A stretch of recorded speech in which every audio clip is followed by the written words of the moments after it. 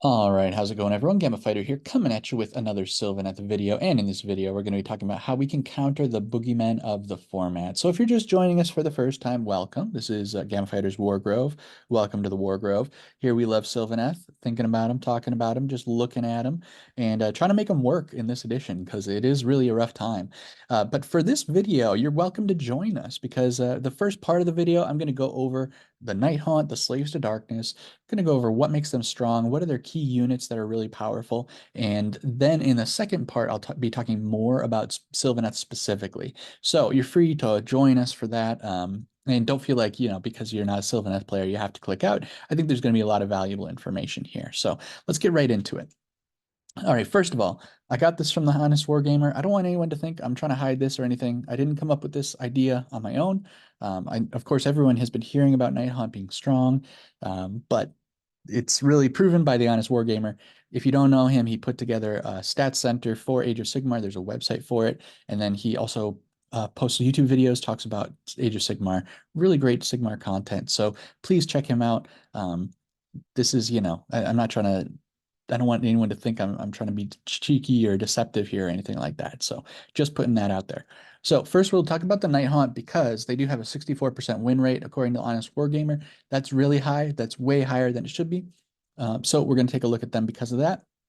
And I also said we're going to be talking about Slaves of Darkness. You might be thinking, hey, that's a 52% win rate. That's not that bad. Well, that's true, but the Slaves of Darkness is the single most represented faction. Once again, according to Honest Wargamer. I didn't take a screenshot of that, but they're the most represented faction, and that means there's a huge range of skill levels. Basically, everyone's bringing Slaves to Darkness, and so there's going to be a lot of variance. I think if we cut out the first, like the top 50% of players who are bringing Slaves to Darkness, I think their win rate would be significantly higher, and the kind of bottom 50% are really dragging it down. So, and I just think they have really strong war skulls, and they're actually my second favorite faction. So I just want to talk about them too. So, anyways, moving on. Starting off with Nighthaunt, what are their key abilities that make them really strong? Well, they got a lot of them. So first of all, they're ethereal, which means that their saves cannot be modified, which means our rend is useless. Pretty much every Sylvaneth unit has rend 1, and then some of them have rend 2. And like Spirit of Durthu, Alariel and Belthanos, probably others as well. But and we have a spell that can improve our rend as well. That's totally worthless against this entire army, which kind of is rough. Uh, but then they have a 4-up save and a 6-up ward. Honestly, with as much rend as there is in the game, I'd rather have a 4-up ethereal save than a 3-up regular save. So our best stuff has a 3-up save, and their stuff has a 4-up unrendable save, kind of busted. And then they have an automatic 6-up ward built into pretty much every war scroll, which is also really busted. Um, one of the strategies with Sylvaneth is put to bring the Warsong Revenant to give a 6-up ward and a bubble around him, and they just have it automatically on the entire army. Kind of crazy. And I know not everything, I say everything, but not everything. I know Lady Olinder has a 4-up ward. I think there's one thing that has like a 5-up ward. So, but it pretty much everything 4-up save, 6-up ward, very, very strong defensively. They also have the ability to charge even when they're in combat. So they can be in combat with something, and then they can do a 2d6 charge out of combat into combat with something else.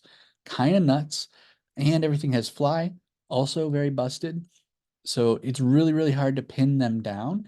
They have tons of tricks and mobility and positioning things that they can do, which is really powerful in a tactics game, on top of everything else. They also have charge phase debuffs. So this is when a unit charges, they can apply one of these debuffs if they haven't used one already, and every unit can use it. It's not like you can use one of these per round, or that you can only use one of each of these, or each of these only once or something like that. They can use these as much as they want, which is really busted. Obviously, you can't stack -1 to hit on the same unit multiple times, but if two different units of theirs charged and they fulfill the requirements, they can apply -1 to hit to two different enemy units as well. Really, really strong. For the -1 to hit, I put that as for big units. So the the Nighthaunt unit has to outnumber the number of models in the enemy unit that they're targeting for it to work. The -1 to save is only for war machines and cavalry, and that's the restriction. You just have to have charged and be within 1 inch, and then war machines and cavalry. And then strike last is only for heroes, but these are all really good. Like, it's really hard to overstate how good they are. Very strong. And if they only got one of these per round, it would still be pretty good, but they can use these unlimited amounts. It just kind of blows my mind. Um, then just about everything has crit auto wound. I don't know if this is crazy strong, but it does improve their accuracy and damage. So, yeah, thought I'd put that in there. They also have a battle formation that they use every single time called Death Stalkers. Lets the entire army run and charge, as well as retreat and charge. And they also don't take damage from retreating. Also, incredibly busted, especially when you combine it with the fact that they have fly and they can charge while they're in combat already. Just the shenanigans that they can pull are absolutely crazy. Uh, to give you some perspective, in Sylvaneth, we have a battle formation that lets us select one cavalry unit, and that cavalry unit can run and charge. That's it. Nothing about retreating and charging, nothing about avoiding damage when you retreat. Uh, not unlimited, but just one, and it's only limited to cavalry. Oh my gosh. It's just this, like, without exaggeration, this subfaction is literally like 10 times better than our subfaction, which is absolutely nuts. And it fits into the army really well too, when you consider the other abilities and then the war scrolls that they have access to. Kind of crazy. They also have quite a bit of recursion. Nothing, not too crazy, but they do have some of it, so I thought I'd put that in there. And we're not going to look into all of it, but the Black Coach has a little recursion. We will look at that. The heroic trait, Ruler of the Spectral Hosts, allows them to bring back one unit that's been destroyed, and I believe it's at full strength. So that's kind of busted as well. They have a spell that has a little bit of recursion. Lady Olinder has a little bit of recursion, so um, it's just a little bit sprinkled here and there, but it can really add up, especially that heroic trait is very strong. And again, that's pretty much seems to be the only one that's being brought in competitive play. Speaking of which, they also have an artifact that seems to be the only one brought, and that is Light Shard of the Harvest Moon. Once per battle, they give +1 attacks characteristic to all units that are wholly within 12. Uh, that's just really strong. That is very, very strong. And a lot of their units don't have like ton of attacks. I don't know. Maybe I'm just kind of talking out of my butt, but it's just a big improvement. Very strong ability. Okay, so oh yeah, so all of these, even if you don't count the recursion, which is maybe a little bit not as strong as other factions, all of these things are just crazy busted, and so naturally you would expect that the army would be really strong, even if the units aren't that strong. But they do have a couple of standout units that do really, really well. So we'll take a look at those here. First is the Bladegeist Revenants. This seems consensus to be just about the strongest units that they have. So it's 10 models per unit and 150 points, although that's going to change someday probably. But just to give you kind of some perspective on it, they got a 1 health characteristic, move of 8 with fly, of course, a 4-up save, just 1 control. But really, it's the combat profile that's really good. They have 2 attacks, but if they charge, they get 3, and it's really hard to stop them from charging. They have hit on 3, wound on 3, rend 1, damage 1, crit auto wound. It just ends up being just really solid damage. Like, it's nothing super flashy or anything like that. The +1 attack, I mean, this is kind of what I was getting to when I was starting to talk about adding +1 attack. Yeah, when they have an attack characteristic of 2 and you're adding 1 to it, that's a 50% increase. That's a really big damage increase. So very strong war scroll. And just for this one, I'm going to compare it to some of our units.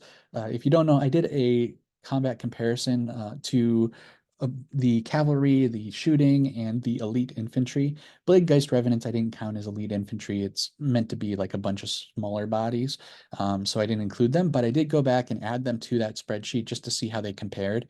And if you look, the Kurnoth size and the Kurnoth greatswords here, they cost quite a bit more points. I'm counting as though they got their impact hits, which is 2 mortal damage, and the Blade Guy's Revenants are still on par with them against a 6-up save, and they don't really drop off until a 4-up save. But even then, comparing the Blade Guy's Revenants to the Kurnoth Sides, they have less than 1 damage difference between them, but there's a 50-point difference between the cost of them. So just kind of nuts. I mean, it's not, it's not twice as good, but it is very, very strong. And these are our strongest units in Sylvaneth here. So as you can see, they drop off as we get to these better armor saves, but it's because they don't have like mortal damage and tricks like that. So yeah, very good. The next key unit is going to be the Hex Rates, coming in with 5 models. This is a cavalry unit. They have 3 health with a 12-inch move. So these aren't like super heavy cavalry or anything, but they do have fly with them. So they're on par with our bug riders that we have in Sylvaneth. Also have a 4-up save like the bug riders, but this save is ethereal, which is way better. And they also have a 6-up ward, of course, control score of just 1. So right off the bat, it's just very strong wheel compared to what we have access to right now. And again, oh man, I forgot the points cost for these guys. It'll change too, but they are pointed quite a bit less than the bug riders that we have access to. So making me pretty jealous here. And the attacks are quite a bit weaker. They do have impact hits, but of course that's not a ton of damage. But yeah, their attacks are quite a bit weaker. 2 attacks, but they can't add an extra 1 attack on top of that. And then they're hitting on 4s and 4s. They're rend 1, and then on the charge, they're 2 damage.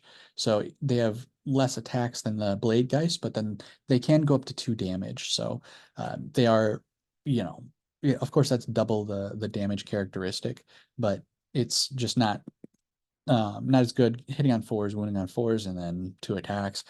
Um, as usual, they have crit auto wound. Their mounts are really not very good, but that's usually what you would expect.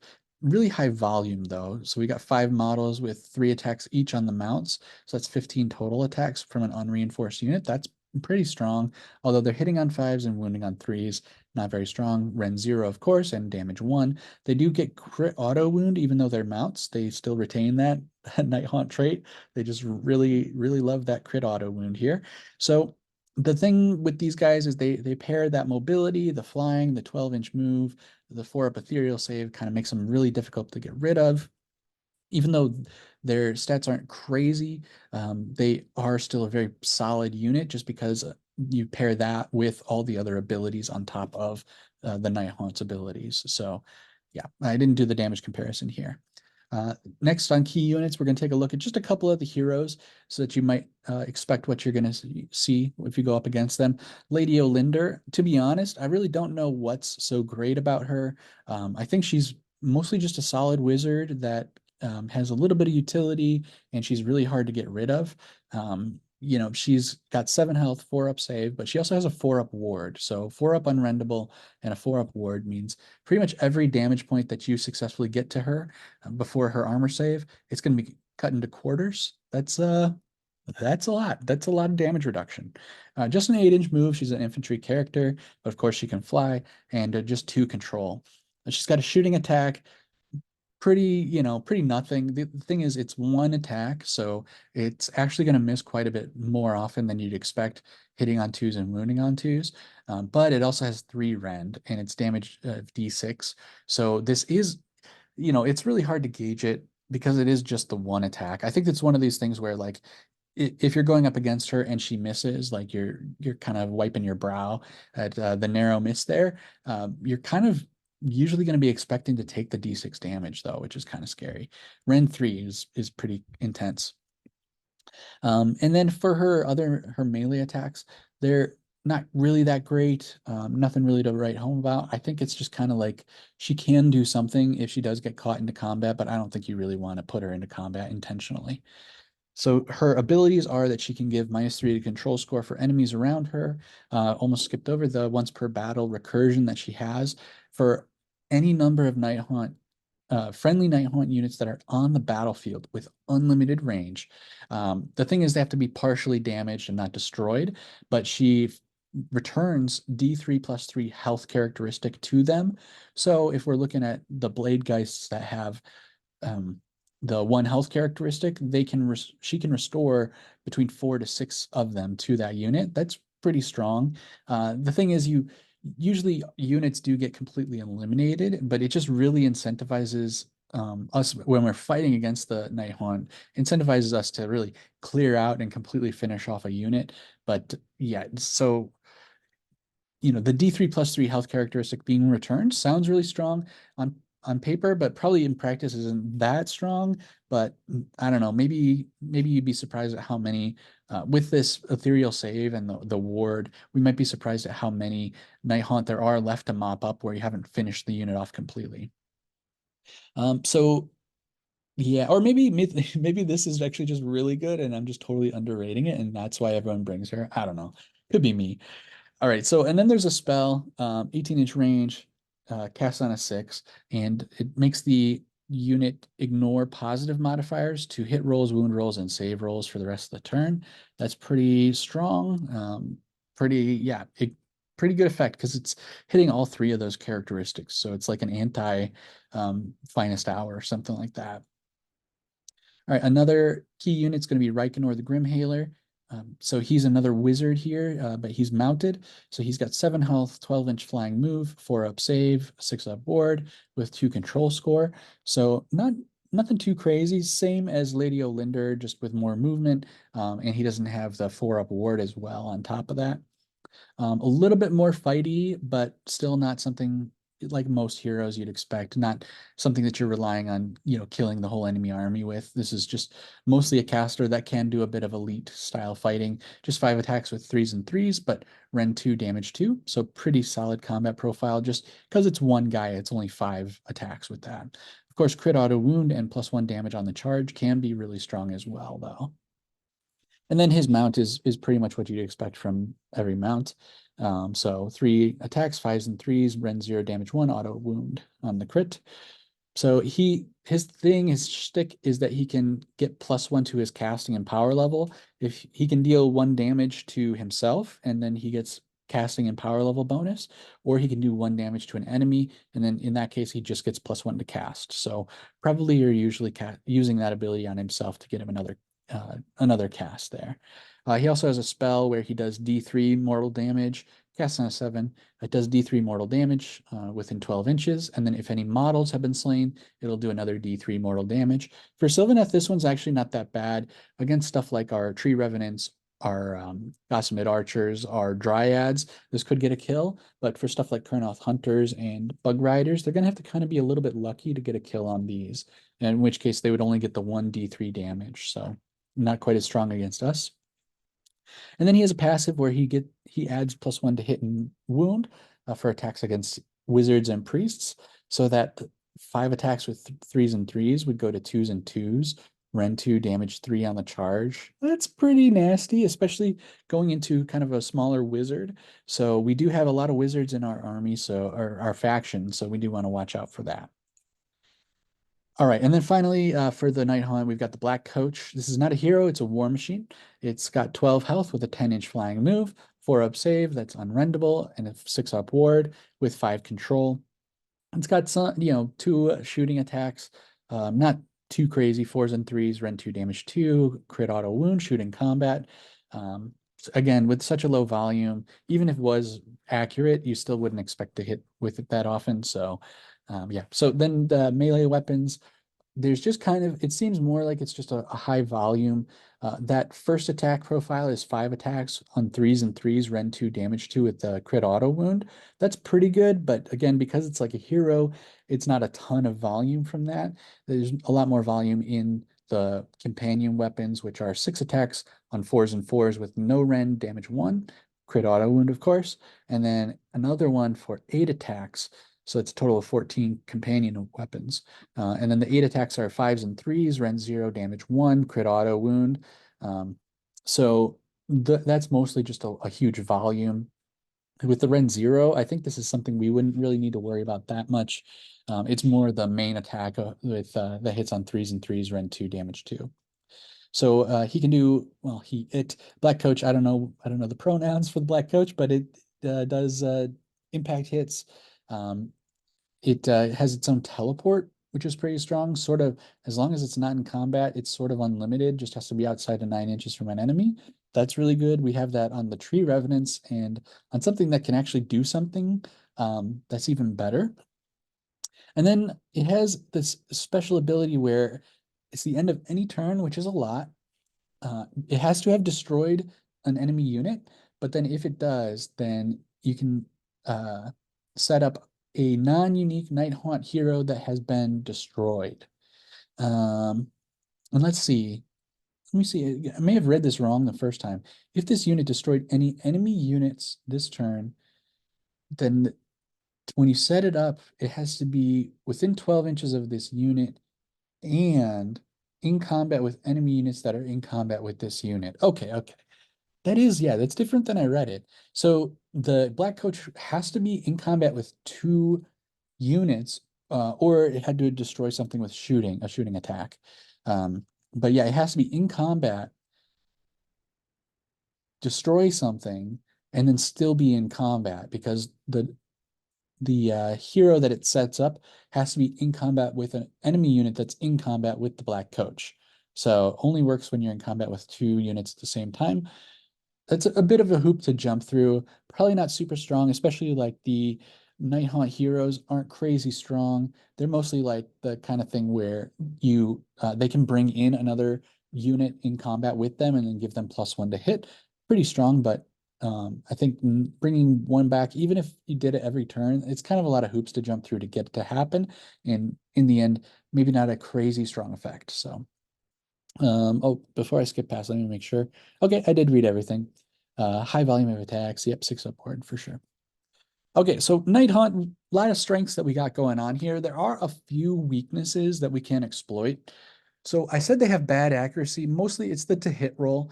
Since they have the crit auto wound, the wound roll doesn't matter quite as much, but the to hit roll is pretty bad, except for the Bladegeist Revenants. I think in the heroes too. I think pretty much every unit besides them has a 4-up or a 5-up to hit, which is pretty bad. So the -1 to hit will have a big impact if you can apply -1 to hit against them. They also have low rend, and they're mostly relying on a high volume of attacks to go. So the highest rend that they have is 1. Some things have 0, mostly stuff like the mounts and stuff like that. But yeah, not very good rend. So having higher armor can counter that, which thankfully we do in Sylvaneth. They also have lower mortal damage too, so they don't really have effective ways to get through really beefy armor. So ward saves also help decrease the damage as well. And then you can use mortal damage against them to bypass their ethereal save, and then their ethereal save doesn't matter at all. So things like crit mortals and some damage spells. Damage spells in 4th edition tend to not do a ton of damage, but if you compare that with some crit mortals, then you can really be in business and wiping out units. So there we go. All right, moving on. We're going to talk about Slaves to Darkness next. So some of the key abilities that they have, as I said, Slaves of Darkness is my favorite, or second favorite faction after Sylvaneth. So I'm a little bit more familiar with them, but they can have the marks of the Chaos Gods. And so some things that are really strong for them, these are pretty much the only 2 marks that are taken, except in really niche circumstances. But the Nurgle mark will give them -1 to be wounded, very strong, especially because they do have really elite, like durable units. And then the Mark of Corn will give them +1 attack when they charge, which of course gives them a big damage boost. So that's very good too. The spells that they have access to are also really good. They have a 3d6 charge spell, which is probably the most important one. It means like it's going to be really hard to get the jump on them, because if they can get this spell off, then they can charge from like way downtown with their really strong heavy cavalry that they have. They also have a strike last spell, a little bit less useful just because of the range, kind of puts the wizard in quite a bit of danger, but the strike last effect is really powerful, so you do want to watch out for that. And then overall, they just have a really high durability and really high damage on their units. So they just become very points efficient and hard to, take the damage that they're putting out, and then hard to knock them off the board as well. So let's take a look. Oh my goodness, what did I get myself into? Okay, so this is Archaon. I don't see him in a ton of competitive lists, but he does show up, and You do have to watch out for him. He's going to show up from time to time if you play against Slaves of Darkness enough. So he's like 910 points, so he's almost half of the enemy army, and so that's why he has 25 health. Pretty disgusting, like a really big beefy boy. He's got a 14-inch move that's also flying, but he's also got a huge pie plate of a base that he's standing on, so he's kind of cumbersome to get around. He's got a 3-up save and 10 control, and he's got a 5-up ward as well. So very big, beefy guy. Pretty hard to take down and sort of just meant to be a menace that is really hard for you to remove from the board, which makes sense when he's costs about half the points of an entire army. So his attack profile is pretty good. The thing is that it's high quality attacks. It's just that it's not a ton of volume when you consider the fact that he's half of your opponent's army there. So 13 total attacks. 4 are from the Slayer of Kings, hitting on 2s, wounding on 3s, rend 2, damage 3. The Slayer of Kings also has an ability where if you get 2 or more 6s to wound, then it kills a hero. If it's attacking against a hero, then the hero is just completely slain. Doesn't matter how much health they have. So it could be another Archaon, you know? The thing is, it's pretty rare for this to happen because it's only 4 attacks. So at best, you're getting 4 dice through to the wound roll, and the odds of getting 2 6s on 4 dice it's not impossible. It's just not super high that it's going to happen. And of course, there's going to be times when you drop 1 or 2 on the to hit roll here too. But it is rend 2, damage 3, very strong, very high quality attacks here. Also, his mount has different attacks as well. 6 attacks are the claws and tail, 4 to hit, 2 to wound, rend 2, damage 3. A typical monster profile, but with rend 2 and damage 3, that's pretty strong. This is also his highest volume attack, which also gets knocked down by the battle damage bracketing type of thing. Then the heads are 3 attacks because there's 3 heads.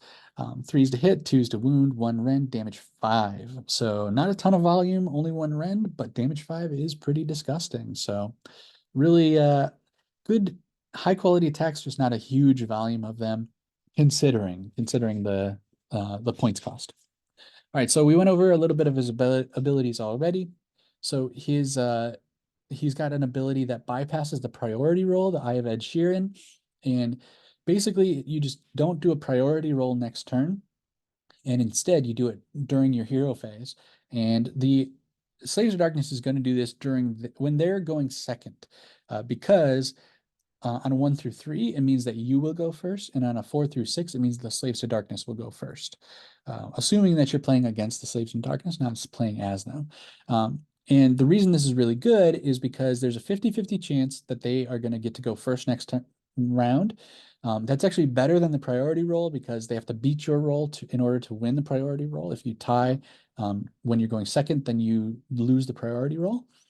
So not only that does it improve their odds of getting the double, but also they can still get battle tactics because it's the Eye of Sheeran that's making you go first in the next round. You're not choosing to go first. And that's important because the wording of the thing that makes it so you can't take battle tactics says that when you choose to go first, then you can't play a battle tactic. So very powerful ability here for getting that double turn. The other thing is that he's automatically marked undivided, which thing is like it gives you +1 to wound against like heroes and monsters. That really only affects the Slayer of Kings because the other ones are companion weapons anyways, but they're also already hitting, they're already wounding on 2s. But yeah, it just improves the Slayer of Kings from a 3-up to a 2-up to wound. Not crazy big improvement for him. It's just more of flavor type of thing. The big thing though is that you can also pick on top of that another I almost said another Nurgle mark, another mark for the Eye of the Gods, the chaos marks that they have available. So I think most people are going with Nurgle because it gives him -1 to be wounded, and that just multiplies his base health basically. So very strong ability there. But you would expect it being that he's in the army. And then he has a choice of 3 different rampages he can use. First one is the Nurgle one. You can roll a die for each model in the enemy unit, up to 7, and on 3-ups, that deals 1 mortal damage. The Sylvaneth have a similar spell to this. It doesn't have a cap, but I think the mortal check is on a 5-up, not a 3-up. So the 3-up's really good, twice as good as on a 5-up. So you can do quite a bit of damage with this, kind of a horde clearer. Then the Cornhead is that you can eat a model if he rolls higher than their health characteristic, and then he can heal for their health characteristic. So eating them and the blood for the blood god makes him stronger. And then you can use the Zinch head instead, and he can banish a manifestation on a 2-up and deal D3 damage to the wizard that summoned it. So very strong unit. Not probably not the strongest way to build the army like competitively, but yeah, if you come across him, you do want to watch out for him. I don't really have any advice for you. Just watch out because he is a beast. So yeah, that's Arcan. Next, Bellicor. Bellicor is the one that I see a lot more often. So we're going into the heroes here. Um, Pretty much every really, really good list has been running Bellicor, and so we're going to see why. He's got 14 health, 14-inch flying move, a 4-up save, and 10 control. Pretty solid wheel here. He's got a 6-up ward on top of that as well. He's also got a pretty good combat profile as a Demon Prince here, a beefed up Demon Prince. So his main profile is 8 attacks, 3s and 3s, Rend 2, damage 2 with crit auto wound. That's very strong. 3s and 3s is pretty good, and then Rend 2, damage 2, also really good. Once again, because it's just a single model, not a whole unit of stuff, it's got 8 attacks, which isn't crazy amount, but it is really high quality attacks. And then he's also got even better, more higher quality attacks. He's got um, two more attacks that are hit on 2, wound on 2, rend 2, damage 2. Gets +1 on the charge, +1 damage on the charge. So that's really strong. For Arcan, I didn't have a space to fit like a summary, but I do have it here. So he's also ethereal, which is interesting. So he's got a 4-up ethereal save. And then on a 4-up, he can grant strike first to himself and to 2 other friendly units that are in his combat range, which means it's really, and it only happens during the enemy combat phase. So if you're playing Sylvaneth and you charge into him, he's got a chance of giving himself and 2 other units strike first, which is absolutely brutal when it happens to you. Makes it very scary to go into him. He also has his probably most powerful ability is the Dark Master ability. So he picks an enemy unit, and then until the start of his next turn, every time that unit tries to use an ability, he rolls a 3-up, or he rolls a dice, and on a 3-up, the ability doesn't do anything. So abilities include stuff like move and fight in this edition. So he has a chance of like just completely shutting down a unit. And if the opponent takes the double after he's used this, then the Dark Master ability still stays in place, which is just absolutely backbreaking. It just makes it so you just cannot take the double against this guy once he's used the ability. He's also a wizard. I forgot to say that. Wizard 2. He's got his own spell to cast on a 6, and he subtracts 1 from hit rolls for the enemy. And he makes it so that they can't crit. So very, very strong, combat capable wizard, hard to charge into. Um, Really broken ability to just completely paralyze one unit for a turn. It's no surprise to see why he's really commonly taken in armies. But it's not just Bellacore. They've also got really, really good units. So we're going to take a look first at Varangard. It's just 3 models with 5 health, 10-inch move, 3-up save, and 2 control. And these guys are just really, really strong. So they're very elite, like cavalry units. And then their attacks are 3 attacks, hitting on 3s, wounding on 3s, rend 2, damage 2. They on the charge, they get damage 3 instead, and they have crit mortals on top of that. So just a very excellent damage profile, kind of like Kurnoth hunters that are riding on mounts. Very, very cool. And then this is one of the stronger mounts that's in the game. They have 3 attacks, hitting on 4s, wounding on 3s. Not crazy good, but a lot of mounts are hitting on 5s, wounding on 3s. And then they have rend 1, damage 1. So damage 1's not, of course, nothing, but the rend 1 is actually really rare for mounts. So very cool, very strong cavalry units. They also have an ability where they can fight twice in a combat phase, although the second time they have strike last applied to them. So you have a chance, if they use this against you, you have a chance to try and whittle down as many of the Vanguard as you can, but it is pretty hard to do because they are very tough. So very, very strong ability there. They also, of course, can pick marks of chaos. Uh, pretty much what I said before. They can either be marked as Khorne or Nurgle. I feel like they get marked as Khorne more often just because they deal so much damage. Nurgle would help them to stay alive better, and especially against the when they use their fight twice ability. So you could go either way, but I think most of the time people are running them on Corn, giving them 4 attacks, hitting on 3s, wounding on 3s, Rend 2, damage 2, and crit mortals. Absolutely diabolical attacks right there. So next up, we'll take a look at the Chaos Knights. Chaos Knights here, also a very powerful cavalry unit, and definitely a very heavy cavalry unit with 10-inch move, just like the Vanguard, and 3-up save. They have 4 health as well, but they're 5 models, so it's a total of 20 health on a 3-up save. So actually more bulky and durable than the Vanguard. And then just 1 control. Now the weapon profile here, they also have 3 attacks, hitting on 3s, wounding on 3s, Rend 1, damage 1. Although on the charge, they go up to Rend 2, damage 2, which is on par with the Vanguard. So very strong. They're just missing the crit mortals, that's all. But yeah, very strong profile. There's, of course, 5 models as opposed to the Vanguard's 3. So Chaos Knights are like, in some ways, more powerful than the Vanguard. So kind of kind of messing with the lore there, but whatever. Their mounts are definitely not as good. 2 attacks, 5s and 3s, Rend 0, damage 1. So for the Chaos Knights, they're also really a very flexible unit. So you might think that you want to run Corn because they all want to always be charging, get that extra attack, just punch through whatever they charge into, just run right over it, and then next turn you're charging onto the next thing. Um, which is a good way to play them, but they're also played with Nurgle a lot because they just have so much wounds on a 3-up, or so much health on a 3-up save, 5 models, reinforce it into 10. It's just really hard to lift them, and they become sort of a anvil unit, and then they can do damage when they charge though. So they can really pin something and then just grind it down. The initial hit does a lot of damage and knocks out a bunch of the enemy units, and then they just kind of grind through the rest of the way. So very durable unit. Also, you can reinforce them and maybe go for a more damaging build, or you can just keep them as 5 models, mark them Nurgle, and then they're just really hard to get lifted off the board.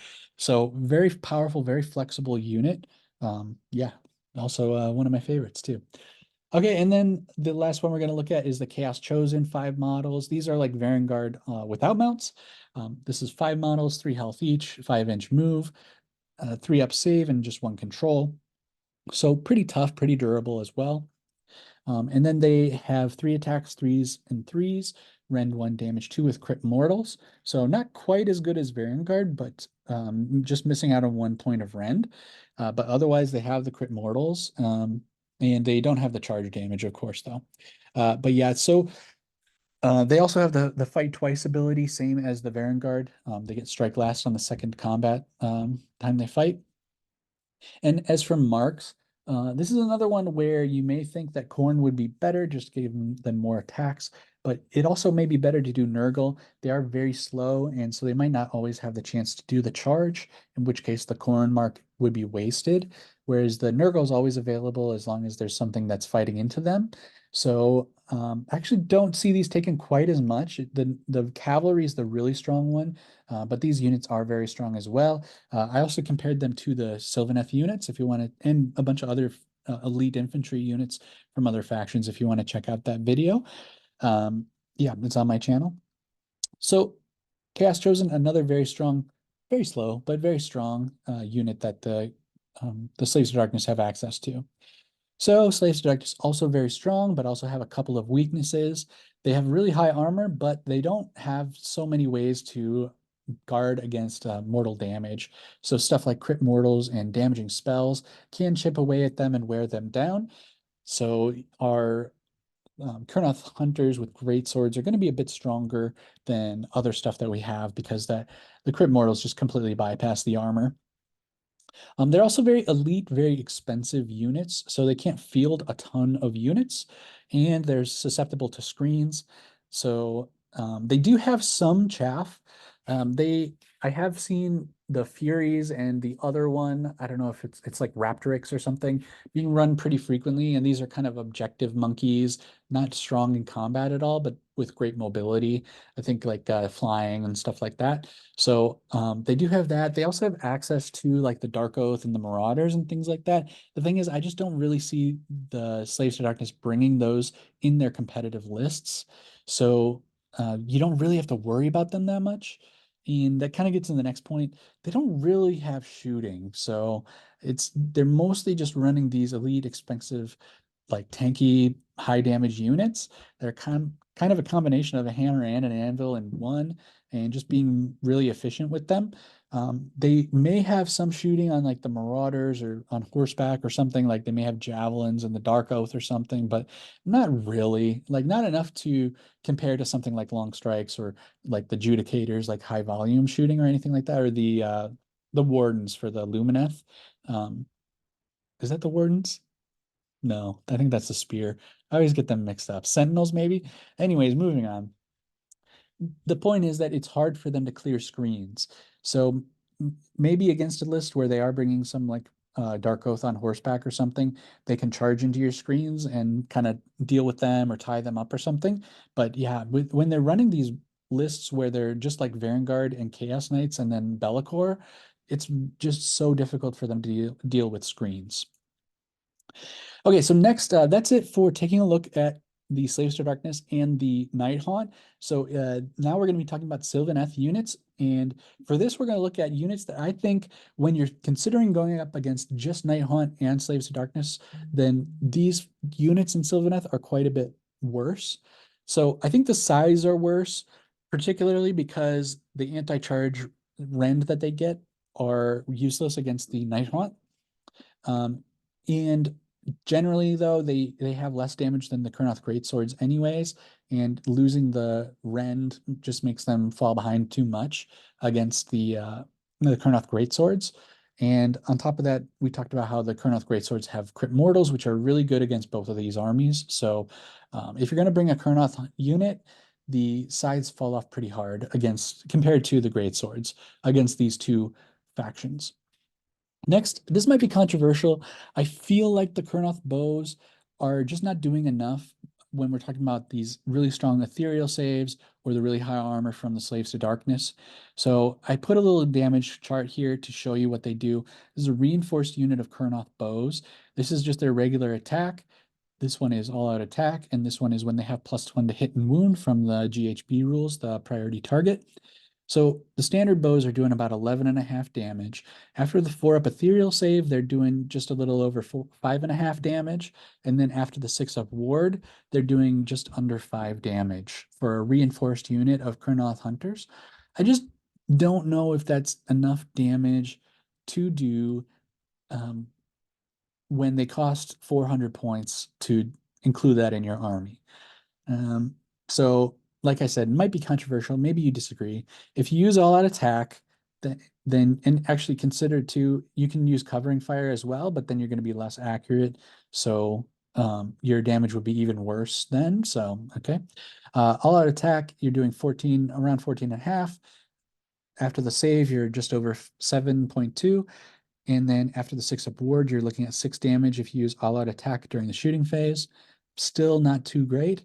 And then even with the +1 to hit and wound, which you'll probably only have access to that against 1 or 2 enemy units, you're doing 18 base damage. And then after the ethereal save, you're at 9. And then after the 6-up ward, you're at about 7.5 damage. So, against something like a unreinforced unit of Bladegeist Revenants, that is going to kill out most of them. You're going to either leave like 2 or 3 of them left alive. So maybe that's good enough, but Lady Olinda does have that ability to bring back models once per game only, but still, I'm just saying you don't really want to leave stuff unfinished off. So yeah, it's up to you to decide. For me, I would just say I'd rather double down on the Kurnoths with great swords. Spoiler alert for a couple slides from now. I'd rather just double down on that more reliable damage that is really better against these armies. Although, shooting is at range, which is something we really shouldn't disregard. Okay, Drika also does really bad. She's just bad this edition, and her shooting is really weak, which was a big selling point of her in 3rd edition, but now it's really weak, and it's worse against this 4-up ethereal save, so don't want to bring her. And then the Arch Revenant just gives +1 to hit to Kurnoth's melee attacks, and it's just not good enough for 170 points, and she doesn't really do anything else against these two armies. Next, another controversial pick, I'm going to say these are the units that are just moderately effective. Maybe they lose out against one, or they are maybe a little bit stronger against one, but a little bit weaker against the other. And it sort of balances out where you could choose to take them, but maybe not the most recommended of the units. Spite Rider Lancers, like I said, might be controversial. Their anti-cavalry does all right against the Slaves to Darkness, but it doesn't do good against the Nighthaunt. So not that great. One thing I will say, and I shouldn't have discounted this, but the Spite Rider Lancers have 5 health and the Chaos Knights have 4 health, which means that the Spite Rider Lancers can use power through against the Chaos Knights. So if they survive in a combat against them at the end of the turn, they can power through to get away from them. Now the slaves can just then charge them the next turn because they should have the reach to be able to do that, but just something to consider. The other thing is that against the Nighthaunt, the anti-cav Rend doesn't do anything because they're ethereal, of course. So they kind of lose that whole ability against one of the factions we're talking about. So makes it quite a bit weaker. If we were including something like the Lumineth Realm Lords in here as well, of course, the anti-cav would work against their Dawn Riders. So that might tip the Spite Riders into being one of the more effective units once again. So please don't hate me. I'm really not trying to be a hater on Spite Rider Lancers, but I am a little bit down on them right now. Revenant Seekers as well, these would normally be pretty bad, but because they have low damage, but most of their damage would come through from Crit Mortals, which is actually pretty good against these two factions. I still don't think it's good enough. I probably should have dropped it down a tier, but this is just kind of, spitballing or just kind of giving a bit of a range. Spirit of Durthu has really high rend, 2 rend on his attacks. So he's good against the Slaves of Darkness, but that's wasted on the Nighthaunt for sure. Alariel, I'm a little bit torn on her as well. She's a very good unit in our army, but she could really easily get swarmed by the Nighthaunt and get taken down. And also the Varangard and the Chosen are strong enough to take down Alariel. They don't even really have to spike that hard. So when you play with Alariel, she is a lot of points. So you want her to be sort of a focal point and just kind of doing a lot of work and being like a gravity assist and just taking a lot of attention from your enemy. But against Vanguard, she can get taken out, and then it's bad that they were focusing on her. So yeah.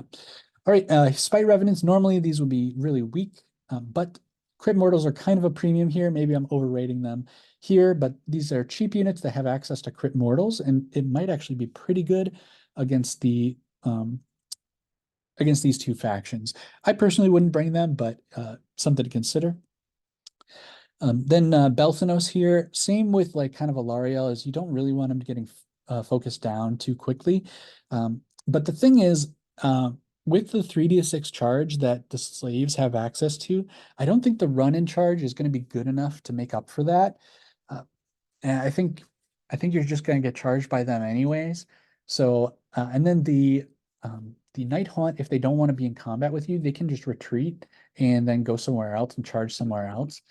So tying up the hex race really isn't going to do very much. So I don't think I think Belthanos loses a lot of his value going into these two armies. Twist Wield, I'd say those kind of guys are okay as a screen, very efficient on health and as well as damage output. They're really not good against strong armor like these two armies have, but if you're using them as a screen, you don't really care about the damage output that they have.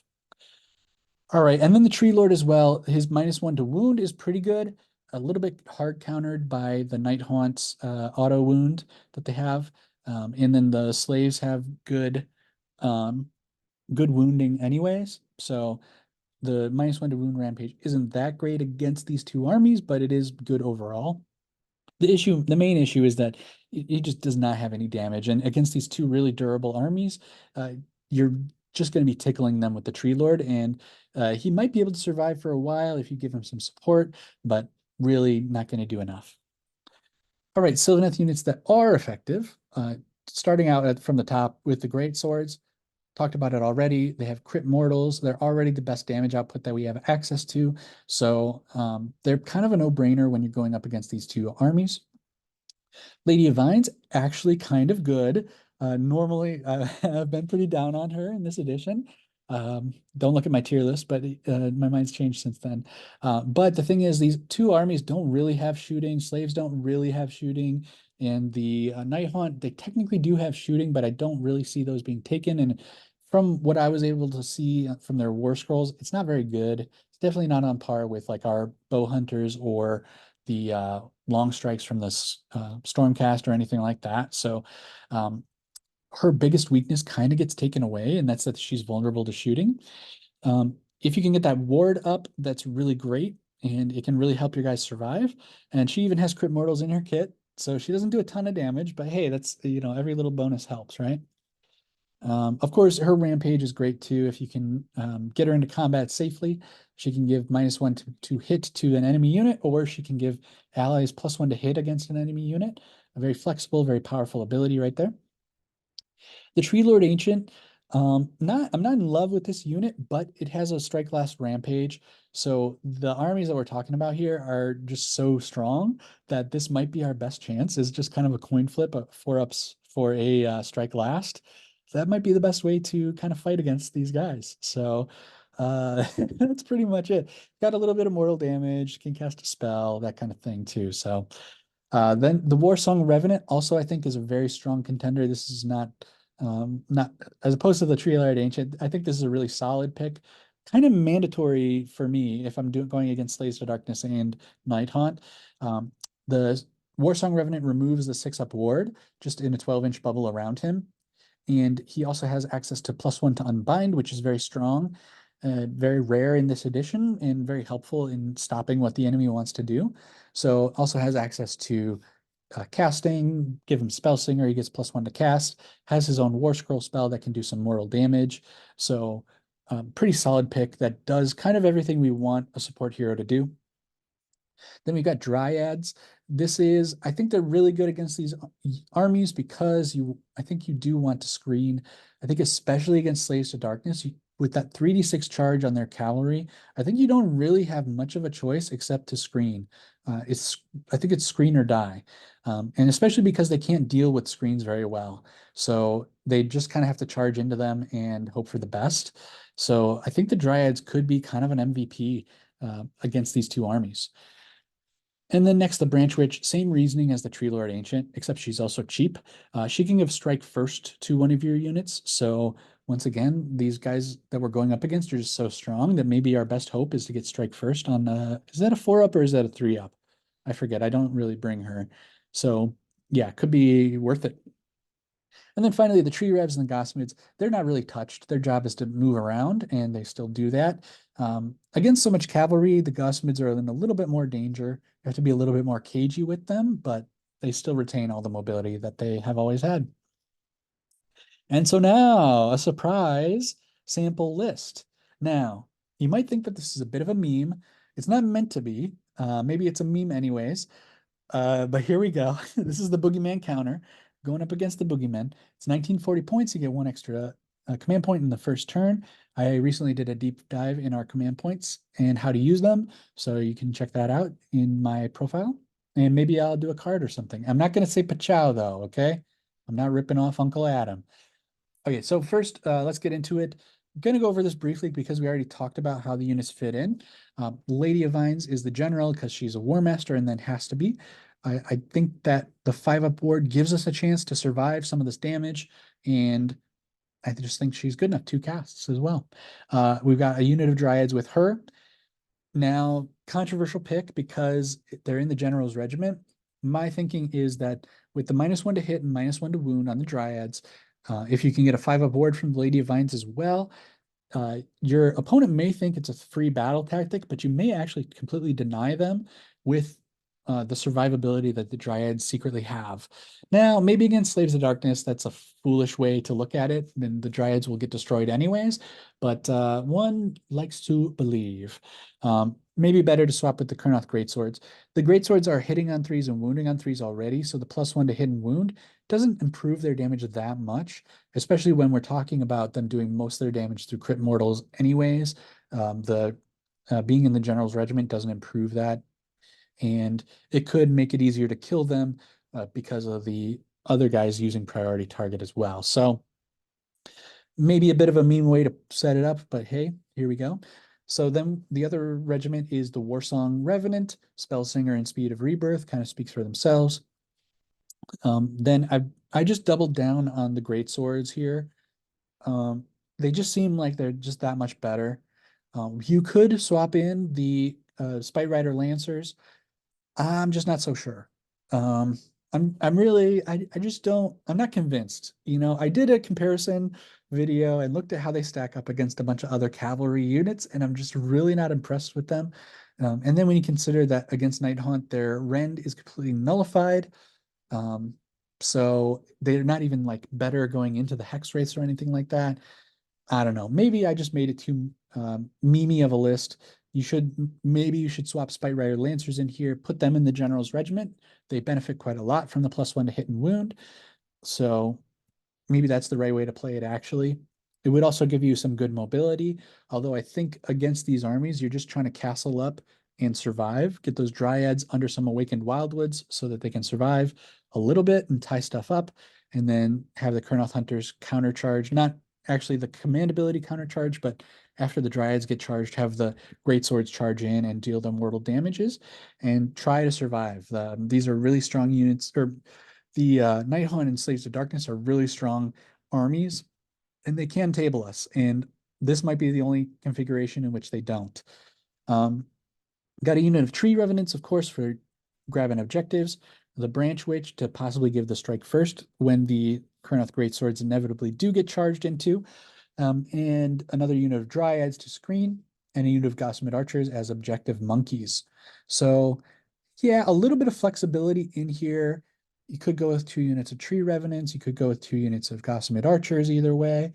Could actually put in the Arch Revenant instead of the Branch Witch, although I don't think it gains you anything by doing that. But yeah, I think this might be the best way for us. If you're in a meta where everyone's just playing the meta armies and just going Nighthaunt and Slaves of Darkness, this might be the best way to do it. And maybe I could have included Lumineth Realm Lords and stuff. I do know a little bit about them. But yeah, anyways, um, we're not talking about them right now. But yeah, the Spite Rider Lancers swapping in here could be okay. But yeah, this is the list. I think the best way to tackle these two armies. If you want to try it, if you have these units and stuff, go for it and let me know if this is just a terrible, terrible army. But I think this one's got a shot. It's just crazy enough to work. Thinking about stuff like Durthu, just not doing enough, especially against Nighthaunt. Um, not, kind of, yeah, I don't know if there's anything more to say about that. That was kind of a bad train of thought to go down. So that's it. Thank you so much for sticking around. And of course, before you go, let me know if I should take a look at other armies. I talked a little bit about, the Lumineth and stuff like that. I could do a follow-up video here and kind of incorporate the other stronger armies, maybe top 4 or 5, and include those in this consideration for kind of a list and units you should bring. So let me know what you guys think about that. And if you made it this far, I think maybe that means I earned a like. So you could go ahead and give us a like. It would really be appreciated. It helps out the video and also lets me know that people are liking this kind of content. And if you want to comment and let me know if you think I did a good job, that would also really brighten my day. It really does mean a lot to me. But and of course, throw a subscribe if you're not already subscribed and you like the Sylvaneth and this type of deep dive content you can listen to while you're painting. Go ahead and give me a subscribe. So really appreciate you guys sticking with me. To all my leafy lads, my gossamed gals. Until next time, I'll see you then.